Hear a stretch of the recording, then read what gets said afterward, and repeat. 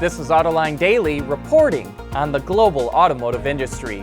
Well, we've been saying it for a while, but it looks like former Nissan CEO Carlos Ghosn could be let out of jail soon. A Japanese court granted him bail yesterday, but his release was delayed because prosecutors appealed the decision. If that appeal is denied, however, Ghosn could be released soon after he posts his $9 million bail, and he'll have to remain under surveillance. Ghosn has been in jail for more than 3 months after he was arrested for allegedly underreporting his income for years. He faces up to 10 years in prison if convicted on all of the charges. Last week, the UAW sued GM over its decision to idle several of its plants, saying it violated the terms of its collective bargaining agreement. But that's not stopping the automaker from moving forward with its plans. GM said its plant in Lordstown, Ohio, will stop production on Wednesday. The facility, which builds the Chevrolet Cruze, is the first of 5 plants it's idling this year in North America. Just about everything is going digital these days, and now so are car keys. Hyundai and Kia announced they're going to start offering the feature in its vehicles. Users just have to download an app for their smartphone, which will allow them to lock, unlock, and even start their car. The digital key can be used by up to 4 people who can all customize their preferred vehicle settings, and once the key is recognized, the car will automatically adjust to their settings. The companies will start offering the new feature later this year, but did not specify what market will get it first. Ford has updated the Transit, and 2 new engines are available, a 2-liter inline 4-cylinder diesel and a 3.5-liter V6 gasoline engine, which are mated to a 10-speed automatic transmission. It's now available with a new intelligent all-wheel drive system, new driver assistance features, plus new interior and seating options. The new Transit will hit dealerships this fall in the U.S.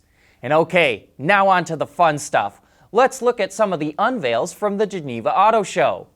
Last week, Lamborghini revealed the convertible version of the Huracan EVO Spider, and now the automaker is showing off the Aventador SVJ Roadster. The open-top supercar is powered by a monster, naturally aspirated V12 that cranks out 770 horsepower. It moves from 0 to 100 kilometers an hour in just 2.9 seconds and has a top speed of 350 kilometers an hour, or about 217 miles per hour. Lamborghini is only going to build 800 of these bad boys and will start delivering them in the summer. And as you might expect, an exclusive vehicle like this, it's not cheap. It will set you back nearly $575,000, so you better start saving up your pennies right now. And speaking of limited edition cars, Mercedes revealed the new AMG GT R Roadster, of which it will only build just 750 examples worldwide. The car is powered by a turbocharged 4-liter V8 engine, which makes nearly 580 horsepower and helps the drop top hit 60 miles per hour in 3.5 seconds. A wider track, big wheels and tires, and active aerodynamics also help deliver better handling and grip. Unique AMG touches include a performance seat, steering wheel, and AMG-specific displays. No word on pricing just yet. Mercedes also took the wraps off an electric van concept called the EQV. It's powered by a 201 horsepower electric motor and a 100 kilowatt-hour battery, which gives it a range of 249 miles. The van will make its way into production, and that version will make its debut at the Frankfurt Auto Show later this year. Volkswagen revealed the latest member of its ID family of concept cars, the ID Buggy. And as you can tell by the name, it's inspired by dune buggies from the 1960s. Built on the automaker's MEB electric platform, it's powered by a 201 horsepower electric motor, which is paired with a 62 kilowatt-hour battery pack.